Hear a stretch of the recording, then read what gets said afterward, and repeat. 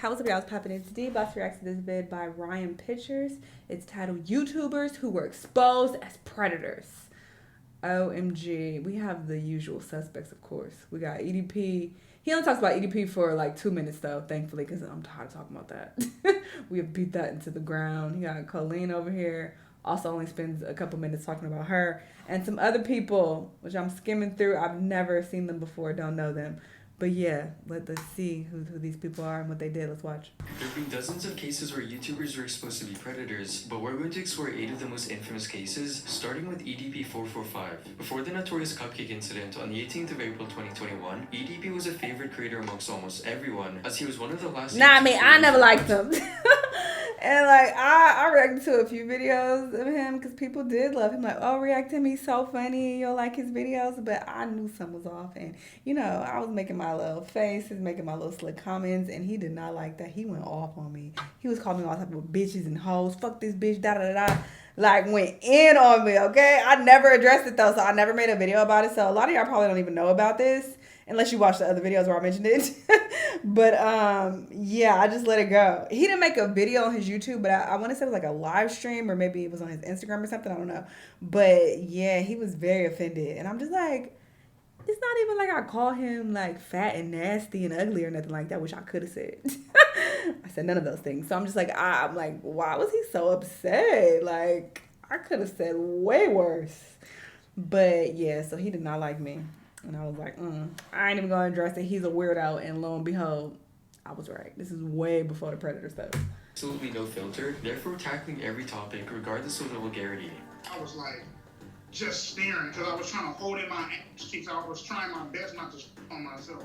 No doubt, EDP had some hilarious moments throughout his career, building a fan base that was always there to support him. However, this support from fans would soon be put to the test, because EDP's career was about to take a controversial turn. In July 2020, rumors started to spread, claiming that EDP was inappropriately messaging his underage fans. And while EDP addressed the situation, claiming he was innocent, some people were unconvinced. One of these people was a YouTuber named Cold Raven, who uploaded a series of videos in an attempt to expose EDP. Still, despite all the evidence Cold Raven provided, viewers quickly concluded that he was simply using EDP's name for clicks. But Cold Raven was still committed to exposing EDP. And honestly, that's why a lot of people don't want to come out and expose others, because that's going to be, people's go-to. Like, oh, you're just doing this for clout, you're just doing this for money, especially when you have a smaller audience. The next time, one of Cold Raven's viewers set up a decoy account posing as a minor, which successfully baited EDP into messaging them. And by the end of 2020, EDP was caught 8 times trying to meet up with underage people. 8 times is the story would crazy. then take a massive turn on the 18th of April 2021, when EDP was on his way to pick up a cupcake. Oh, I was actually coming out here to pick up a cupcake and then go back home. However, when EDP arrived, he was instead confronted by a group of people who were all part of a massive sting operation set up to expose him. The situation quickly became one of the most talked about things on the internet, and EDP slowly lost everything. His YouTube account was deleted, he was fired from his job, and struggled to find new ways to make a living. The story could have ended here if it wasn't for prominent names like Gideon and Skeeter Jean, who teamed up together to, once again, catch EDP445 in the act. On September 3rd, 2023, Gideon posted a 12-second clip on TikTok showcasing him and Skeeter Jean supposedly confronting EDP. This is not a fucking joke, man. This is all not a loss for words. 2 years ago, you were caught. Kiss my ass. He was just making a joke out of it and like super happy about it, laughing.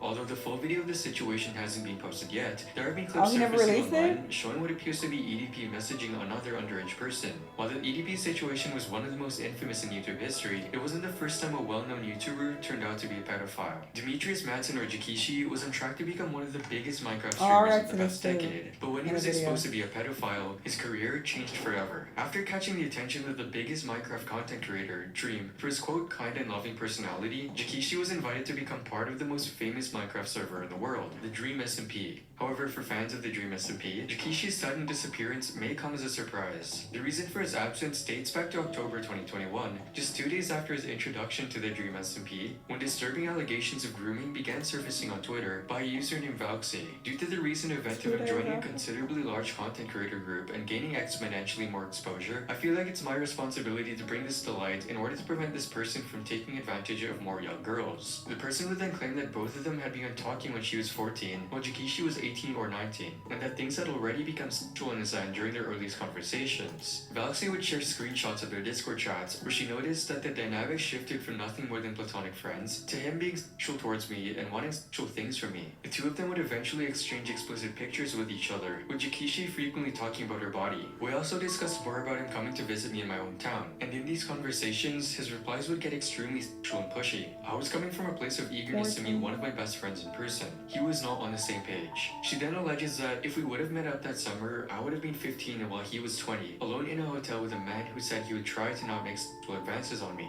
However, Jikishii would carry on. Him talking to me like this carried on until I was 16, even after I curved him multiple times and expressed my disinterest in him sexually. I wanted to keep talking to him because I didn't want to lose one of my best friends, so I tried to ignore and disregard it when he made sexual remarks towards me. I can no longer ignore it as his audience of young and impressionable girls is growing by the second. This was the final straw for Vauxi, who concluded that she would eventually block Jikishii on Snapchat, Twitter, and Instagram several months before she posted this tweet longer and has not spoken to him since. The story could have ended here, but things took another twist. As it turns out, Vauxi wasn't the only one who had unsettling experiences with Jikishii, because over the next 24 hours after the post by Vauxi went live, more than 18 people stepped forward to detail their experiences with Jikishii. One victim who had come forward was Jikishii's video editor. In another tweet longer, she would say, "This all started in October of 2016 when I was 13 years old and he was 17. We talked every day and eventually started dating back in December 2016. Long story short, we broke up in March 2017 and stopped talking for a while.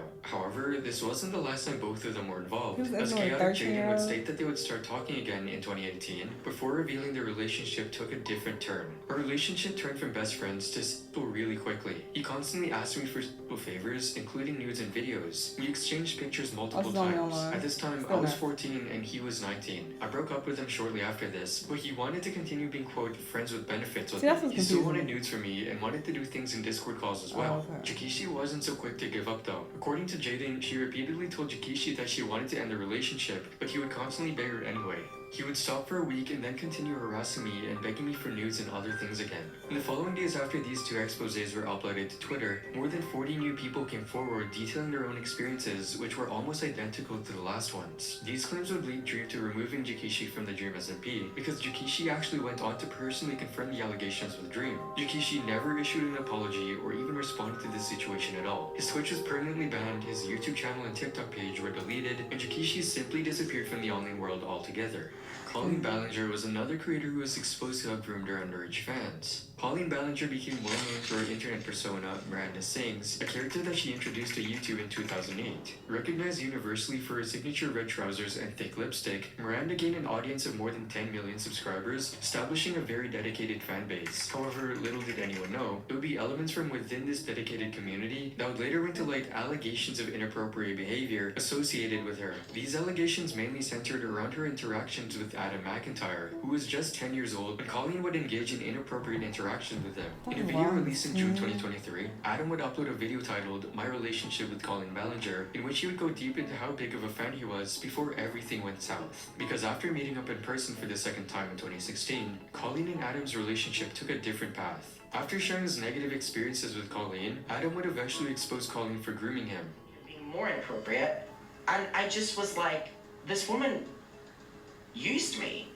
This woman groomed me. The video immediately went viral, bringing hundreds of thousands of people in light of the situation. Colleen came forward with a response to the grooming allegations, though it didn't work out the way she might have hoped. In a response that many found a bit odd, she chose to address the serious allegations by singing a song in which she claimed that cancel culture was simply trying to silence her and that the accusations were all lies.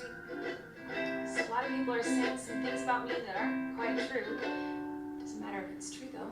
Just as long as it's entertaining. Many wouldn't even consider this video an apology, since Colleen never even apologized in the video. As the internet dug deeper, however, they found many other instances of Colleen acting inappropriately with children, particularly during her live shows, further fueling the consensus that Colleen was a pedophile. In one show, Colleen was seen asking a young kid to reach into her pants as a part of a pretend dating skit, which unsurprisingly raised a lot of eyebrows. There were also times when she called girls onto the stage just to mock what they were wearing. As a result of this huge mess, Colleen decided to cancel her upcoming live shows and hasn't been seen on the platform in over 2 months.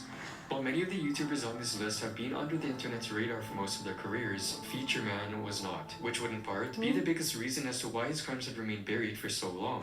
Featureman, also known as Tom Willett, had a relatively small channel on YouTube where he posted song covers and vlogs, until his channel exploded in popularity after he uploaded his video Eating a Watermelon with a Clone, which now has over 5.6 million views. Featureman earned a reputation as a wholesome and down-to-earth person. However, after it was revealed that he was a pedophile, his image changed drastically. In February 2023, users on Tom's fan subreddit unearthed a disturbing truth about his past. It was revealed that before his Hollywood career, he had faced 3 child molestation charges in Nevada. Still, due to inconsistencies in the sentencing laws at the time, he managed to avoid serving 3 consecutive life sentences. As news articles and legal records started to circulate, Tom discussed the conviction in his since deleted YouTube video. In this video, he displayed a lack of remorse for his actions and actively avoided discussing the actual crime he committed. About 1977, I became involved with the court system once again. I was arrested, I was tried, I was convicted by the jury, and I was sentenced. And the sentence was life in prison. Instead, Featureman dove into legal intricacies and how he managed to evade the sentencing. He even concluded the video by advising people to stand their ground and credited his freedom to having some friends. Anyone who's in a situation where you are dealing with law enforcement that is not proper, do stand your ground. I did not make any deals with any police or district attorney or anyone. Everything happened because I happened to have some friends. Following the release of this video, many fans unsubscribed and felt betrayed. Speculations arose, with some suggesting Featureman had bribed the judge or that undisclosed factors had allowed his freedom.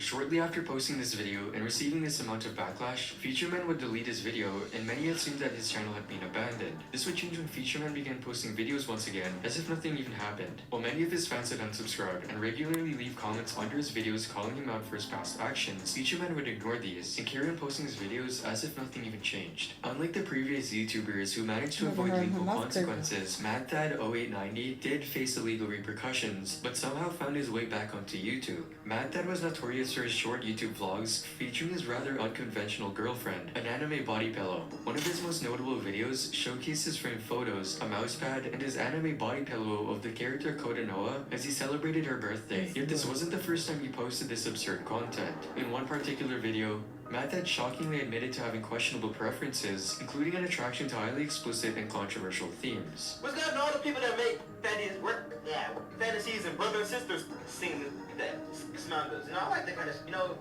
wish I had a sister so I could have, I got a brother, that's... MadThad's vile online presence wasn't limited to YouTube. He also had a presence on Facebook. On this platform, he posted disturbing content about how to look for illegal content and how to encrypt them. And in 2013, the FBI seized all of MadThad's electronic devices after receiving an anonymous tip about his online activities. Although MadThad claimed that the posts related to explicit content were a prank, the FBI made a shocking discovery: a folder on his hard drive containing more than 300 illegal photographs and movies labeled "Don't Click." Surprisingly, MadThad managed to avoid jail time and was instead granted bail, which came with strict conditions, including wearing an ankle monitor and a prohibition from using the internet until his jail period ended. Just 3 days before his bail was set to end, MadThad made a crucial mistake by posting something incriminating on Twitter. This action further implicated him, and this time, the FBI took a more severe stance. MadThad was compelled to accept another plea deal that would result in a prison sentence ranging from 5 to 20 years. Additionally, he was required to delete all his online accounts and register as a sex offender for the remainder of his life. Court documents revealed that MadThad's sentencing was influenced by the disturbing discovery of over 600 illegal photographs involving, quote, sadistic or masochistic conduct. MadThad served his prison sentence until his release on October 9,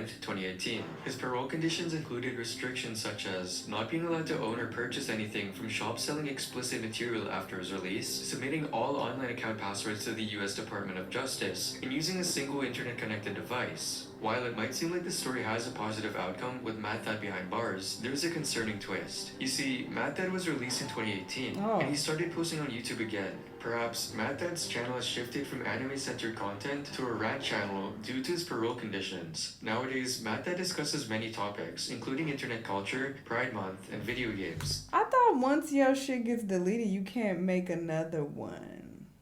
Oh, maybe because he deleted it. It wasn't terminated. Yet the most troubling aspect of this story is despite his criminal history, Mad Dad can still post videos on YouTube, raising concerns about the platform's policies and how it I don't think they should prevent people from uploading videos just because they have a record. I will say that. But they're not really explicitly stating what was on his hard drive. He said it was like sadistic content, but what exactly? For the FBI to get involved and for you to, go to jail, and have to register as an offender, it had to be very extreme. But I don't know if children were involved or not. They didn't say. But I am very curious what exactly was on his hard drive. addresses such issues.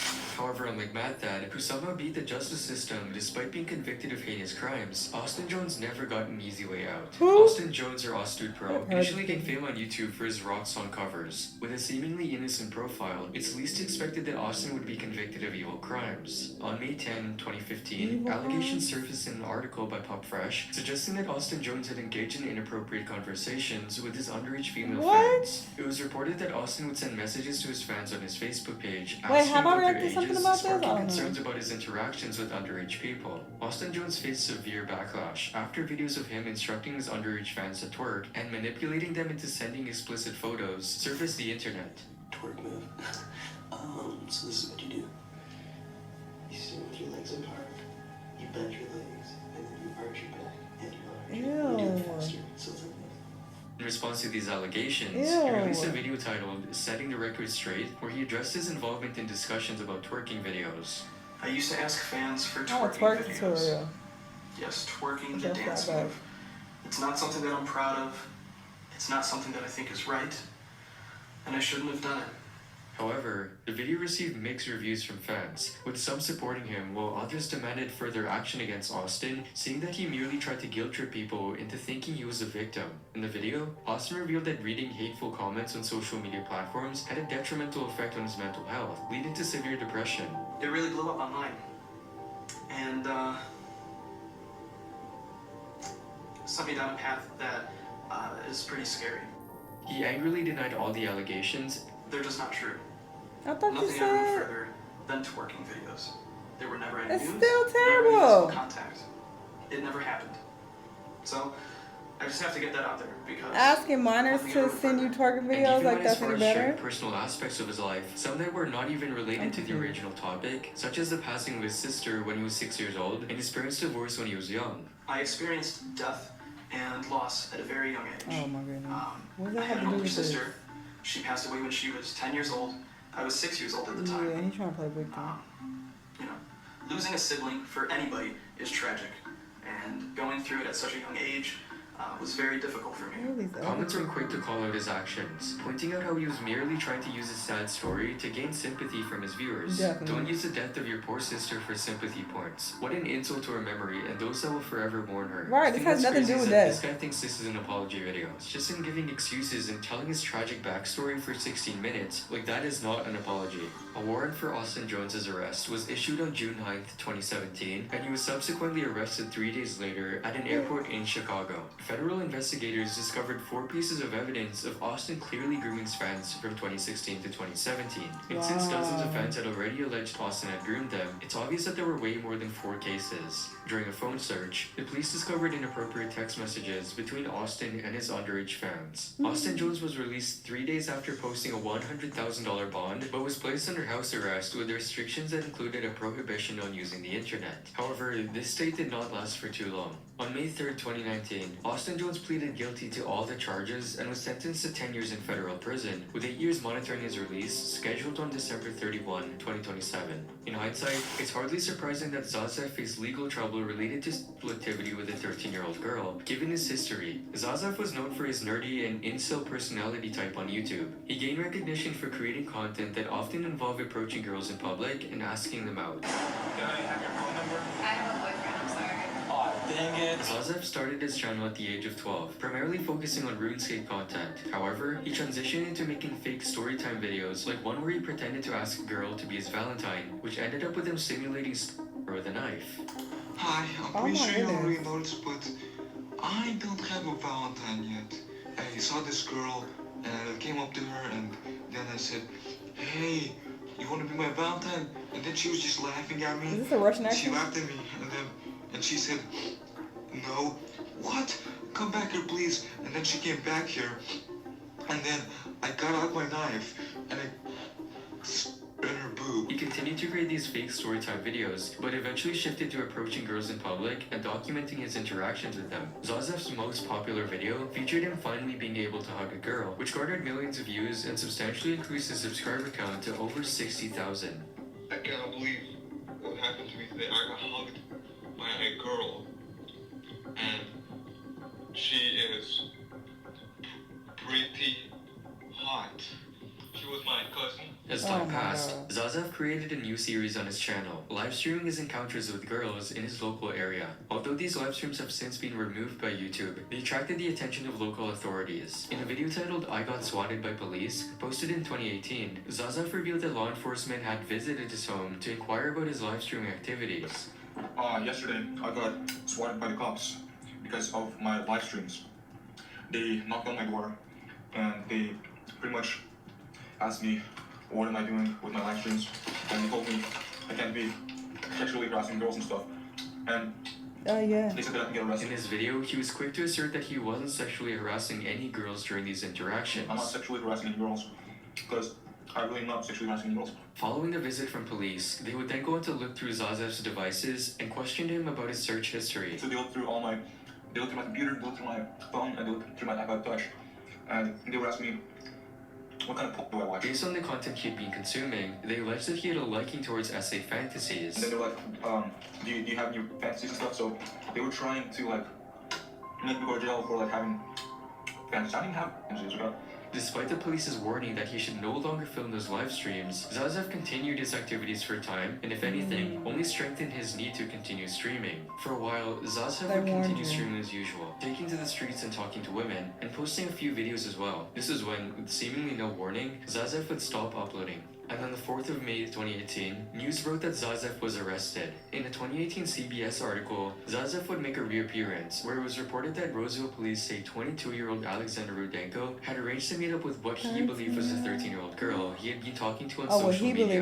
However, when he arrived in Roseville for the meetup, he was confronted by law enforcement instead. Rudenko was then arrested and faced charges related to attempting to meet a minor, with a bail set at $200,000. And on May 9, 2019, Zazef received a sentence of 364 days in jail and was placed on a 4-year probation period, requiring him to register as an offender. Zazef's story took another disturbing turn in 2022, when another CBS News article reported his arrest once again. According to the article, the Sacramento County Sheriff's Office says 26-year-old Alexander Rudenko was arrested on August 30 on 5 counts related to 6 crimes. Detectives say that the arrest stems from an investigation into Rudenko and 2 underage girls. Zazef was known to authorities for frequently arranging meetings with minors using a fake name and profile online, and while the exact circumstances of his most recent arrest were not disclosed, detectives say that 2 girls he allegedly assaulted were 13 and 17 years old. Despite this latest encounter with police, Zazef was once again released on a $135,000 bail and scheduled to appear in court in early October. While Zazef was a YouTuber showed glaring signs of degenerate behavior, Plasma Master Dawn, a sweet old man singing song covers, would shock the internet with his horrible past. Plasma Master Dawn, a YouTuber in his this dog's ugly. videos where he sang covers of popular songs. Many viewers considered him their grandpa due to his wholesome and sweet online persona, as evident in the comment sections of his videos. However, this image was shattered in 2020 when a YouTuber named Nick Crowley uploaded a video to his channel raising concerns that Plasma Master Dawn might be a recently registered sex offender. Nick Crowley first came across this theory in a post on the r/2morbid reality subreddit. This post contained links to 2 now deleted sex offender registry sites, both displaying an individual named Donzel Edward Owens, a 73-year-old man from Ohio. Donzel was arrested on August 19, 2019 for sexual imposition when he was 71 years old, just 1 month before his 72nd birthday. The victim in this case was an underage boy, and the allegations involve unwanted sexual contact. The theory proposed in the subreddit suggested that Donzel Edwards Owens and Plasma Master Dawn might be the same person, primarily based on similarities in their appearances. And while Plasma Master Dawn claimed that he was not the same person in the offender registry site, further investigation revealed some crucial details. For example, the site listed Donzel Edward Owens' birth date as September 10, 1947, which matched the birthday listed by Plasma Master Dawn in the About Us section of his YouTube channel. Notably, Donzel Edwards Owens drove a white 2005 Buick Century. Coincidentally, Coincidentally, this same car seen in the possession of the owner of the Plasma Master Don channel, as showcased in the video titled My Car 2005 Buick Century. Just 4 days after the r/morbid reality post was published, Plasma Master Don announced that he would likely be stepping away from YouTube. He attributed this decision to his health issues, affecting his singing abilities, and he disclosed having COPD, a common lung disease causing restricted airflow and breathing problems. This video became Don's immediate follow-up after being exposed as a potential predator, fueling further speculation regarding his alleged sexual misconduct. Some individuals speculated that Don may have used his health concerns as an excuse to avoid addressing the allegations against him. Plasma Master Don's last video was uploaded on November 18, 2020, a mere 8 days before Thanksgiving. To his viewers, this seemed like the ending to Plasma Master Don's story. He was another predator who, like many on this list, was able to evade actually atoning for his behavior. That is, until December of 2020, only a month after posting his last video, that an article was posted. In the article, you could see that Plasma Master Don passed away at Salem Hospital after a prolonged illness at 73 years old. Fans of his channel were left with a sour taste in their mouths, not only for this predator who had built a seemingly innocent platform, but the fact that his channel still stands untouched to this day, with YouTube making no move to remove the channel. Oh my goodness, this video gave me the creeps. There's some weirdos out there, and it's crazy that, you know, they can make YouTube channels and just be talking to us and we follow them and think, oh, they cool, they seem cool. Whole time they on some weird shit. But I mean, some of these people made it clear they were weirdos from the start. That Zaza nigga, like, he clearly was on some odd shit with his live streams, and he even got warned several times, but continued, and look what happened. But yeah, very unsettling video. Y'all let me know what y'all think. Let me know what other videos you've been watching. I'll see y'all on the next one. Bye!